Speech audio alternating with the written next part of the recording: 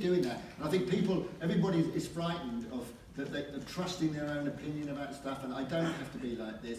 They want rules. They want a red dot next to them to give them validation.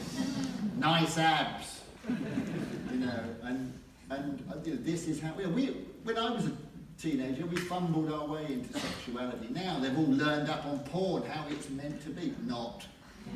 You know, and I think that's one of the problems now of the internet, is that they think there's the illusion that we can find out how to do it right. Where a lot of the things that we need as human beings, we need to fumble them in IRL, you know, and sort of try them out, you know. And I think that's one of the dangers, is this sort of illusion of perfectibility that digital culture gives us, that there is a thing. And often the most lovable, brilliant things about being a human being are the messy, you know, things where we get it all wrong, you know. And that's what makes culture. I worry about, the internet is this sort of, it is a thing. It's a great thing.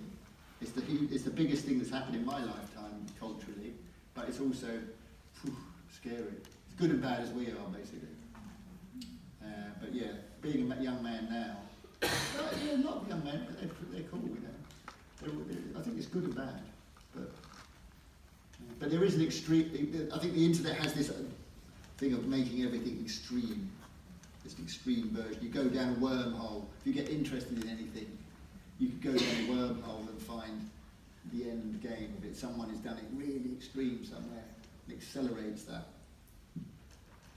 I'm going to pull towards the last few questions. A question here, a question over there, and then we'll see how. Thank you, Grayson. That's been brilliant. I wanted to ask Claire if she's thinking of doing anything about femininity. Well, Claire, I hate to tell you, isn't a real person. Just new dress. And I wouldn't presume. How would I know? I'm a man. You know, I wouldn't know. I don't presume to know what, you know, it makes me inwardly cringe when transvestites say, oh, I understand women because I like putting on dress. Fuck off. So I wouldn't presume. So I wouldn't make a program about femininity. You know, no. I mean, as a transvestite, I can say that nobody is as sexist as a transvestite. We depend on gender difference. It turns us on. Gentleman there, and then one final question here. Hello. I was just going back to the education point. Education. Yes. I was just wondering how you maintain your position as Chancellor of UAL. Because my vision? No, maintain your position as Chancellor. Maintain? I get asked. They asked me the other day, will you do it for another 4 years, Grayson? Yeah, all right, then go on. Because I just wondered what, when I discovered you were the Chancellor of Were you surprised? Yes. What? Because this summer I graduated from Camberwell College, right. And so you were there, and I was just like, oh, there's Grayson just over there. I was just wondering what you do.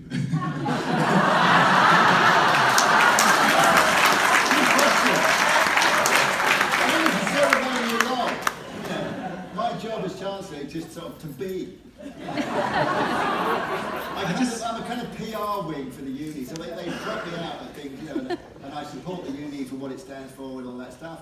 But I don't, you know, I used to be, curiously, I was on the board for several years, on the board, which had much more of an instrumental role in running the UAL. So I've sort of got a little bit of a working knowledge of how the place works. But yeah, my role as Chancellor is sort of ceremonial. I kind of say a speech at the graduation, go around the colleges, get photos looking at art, meet the students. And it keeps me in touch. I do like, you know, I can't, you know, I've got a lot of day jobs, but I do like being, you know, being made to go out and meet. I like to go around a lot of the different colleges and meet the students. I like going to degree shows, chatting to them, getting pissed with them, having arguments with them, ending up on social media as a fascist.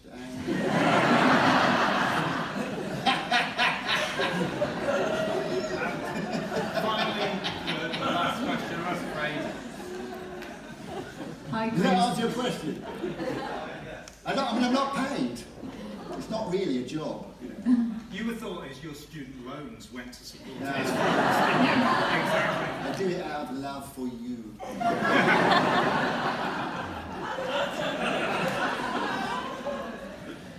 Hi, Grayson. I went to art Who's college. that? Wave at me. Are they? Okay, hi.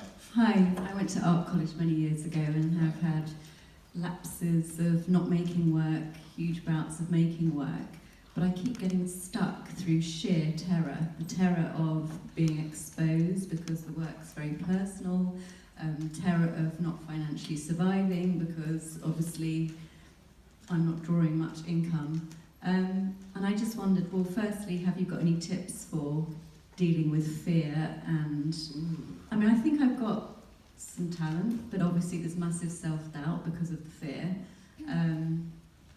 But yeah, it's kind of wanting to know some tips for the kind of at times I think, oh, I have this talent, this is the biggest strength I have as a person, and yet I'm terrified to do anything with it.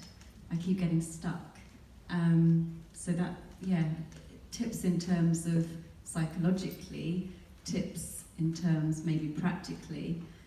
At times I think, should I give up because actually maybe I'm the wrong personality to be doing this thing, even though There's no right or wrong. That's the thing with art. There is no right or wrong. There's no recipe that will guarantee it. Every artist has to find their own way of working. Every artist has to find their own career pattern.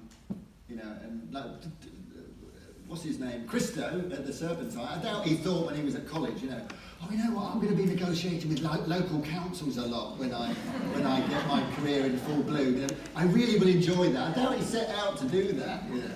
So, but it came about because he kept going and that evolved into that. And I think that it's just you've got to get out. It's like when writers they say they've got writer's block or whatever. And the classic way of dealing with it is just write. Get up in the morning and write 1,000 words before you have breakfast or whatever, and just do it. And I think that, artistically, I would say just do whatever it is you do. Whether you draw, whether you sculpt or whatever, but just do it. Take loads of photographs, just churn it out. You do it and do it in a. You don't have to spend loads of money doing it. Because when I first started making art, I was making out of scraps. Oh no, it's not the making of it, it's the kind of having to pay the rent and put food on the table. And I know it's a cliche, but there's a reason for that. Yeah, that's the big hurdle we've got to get over. You've got to find a way. You're either going to be dirt poor, it's much harder now than it was in my day, where I squatted, or whatever, and I had a cheap studio and stuff. But you can make art on your kitchen table. I did it, for many years, and you'll find a way of doing it if you really, really want to do it. And it does take commitment. I mean, that's the thing. If you ask a gallerist what they look for in an artist is commitment. They don't want to take on somebody who's going to get bored of it. So that is a big part. And being brave is, that's often an unspoken part of being creative, is being brave, putting yourself out there, standing on the diving board and saying, oh, let's go for it, and doing it. And if you're shy about approaching people with what you do, just make you will be yourself judged, do it. but and that's getting used to that. Don't look below the line. That's what I say. If you can't take the feedback, don't look below the line. Just do it. Broadcast. Put it out there. Put it out there. Put it out there. I don't know. There's no recipe. I'd love to be able to give you a little gift and say, here it is. That's all you need to do. It's not like that though. It's a war of attrition. It's a marathon, not a sprint. It's stay on the bus, as Marlon McGinnon says. Stay on the bus. Thank you everybody who had a chance to ask a question, and I apologise to those who didn't. As you can see, the initial reticence was overcome and suddenly all the hands came up at the last minute. As well as doing this in conversation, we have an opportunity to present Grayson with his Lifetime Fellowship of CityLit. He joins esteemed people like Lulu,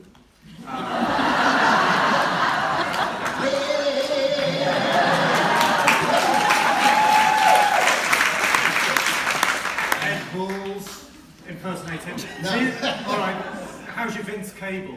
Or your Gillian Anderson? We try and honour people who've contributed to the education of adults in this country, and Grayson is one of the great examples of that. We ask, I don't do this, we ask one of our colleagues to do do the presentation. And this presentation is very special because Kate Wickham, who heads our ceramic diploma, amongst many other things that she's contributed over the last 30 years at CityLit, once upon a time had a young student called Mr. G. Perry, and he went on to quite famous things. So we couldn't think of anybody better to give Grayson his fellowship, or also possibly say a few things about a younger man that she might have known. Kate Wickham.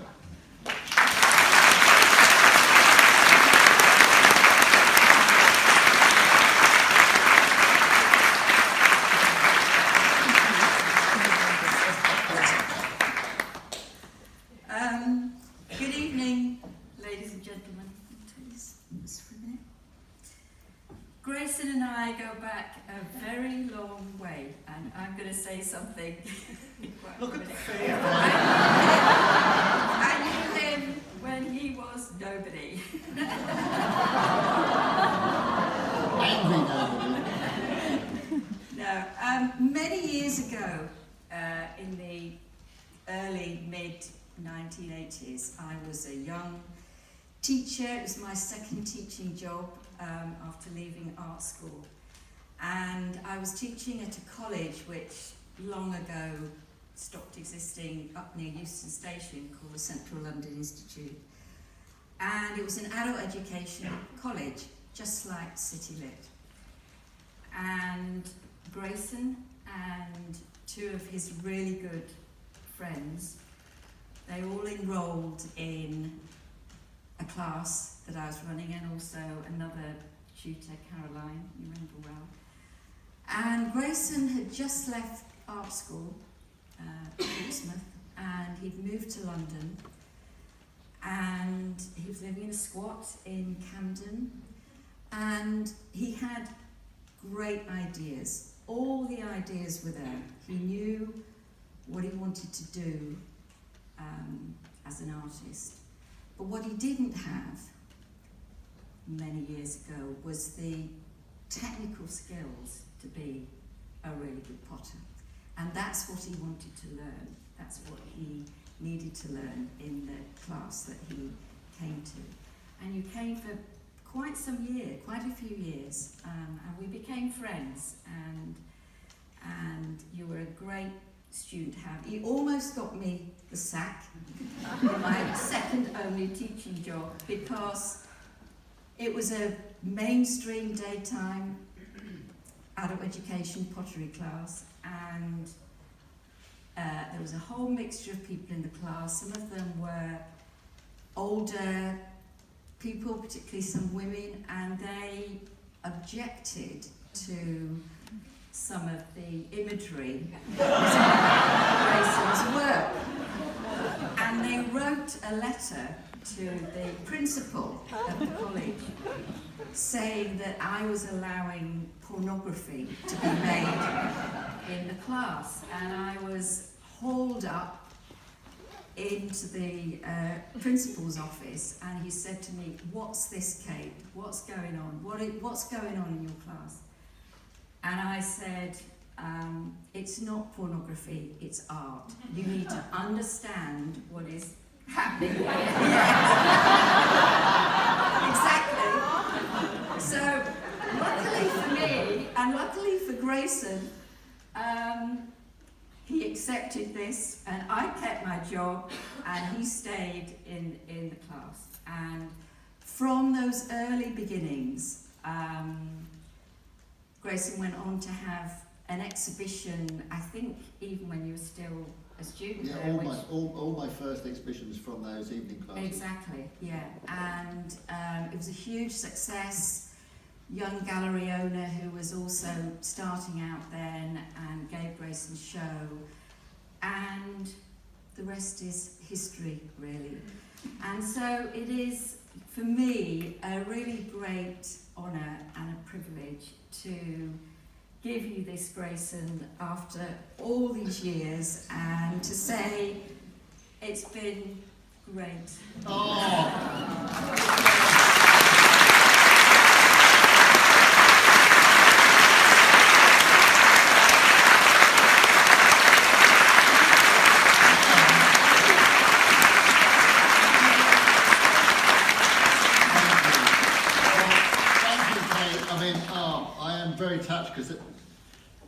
You were instrumental in unleashing me on the world.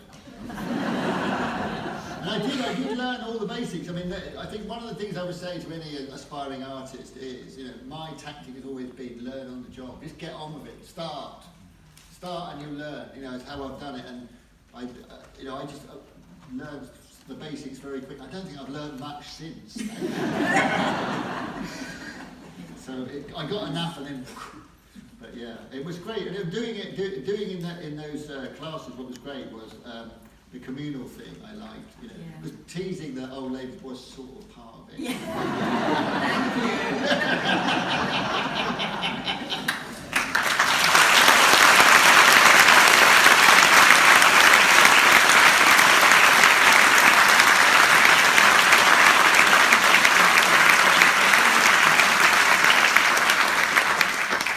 Thank you, Kate. And actually, you have a lot to be credited and blamed for. Ladies and gentlemen, thank you very much for joining us as this finale of the Mental Wealth Festival. It's been great over the last 2 days, but I have to say the highlight for me has been this evening. We have somebody with incredible talent who has changed the face of British culture. I don't say that lightly. Grayson, you've been a delight this evening. I think you can see by beaming faces out there, people have enjoyed it. Thank you for coming. Enjoy. You just got to see, I'm trying to address you, knowing he's doing things to the side. Please, we've kept the gallery open late tonight, especially for the sake of the staff. No matter the fact you'll want to mob the stage, and Grayson, don't. Because we do need to let people be able to go. But thank you. Please come and visit the gallery again, and also please come and visit CityLit. Thank you, everyone.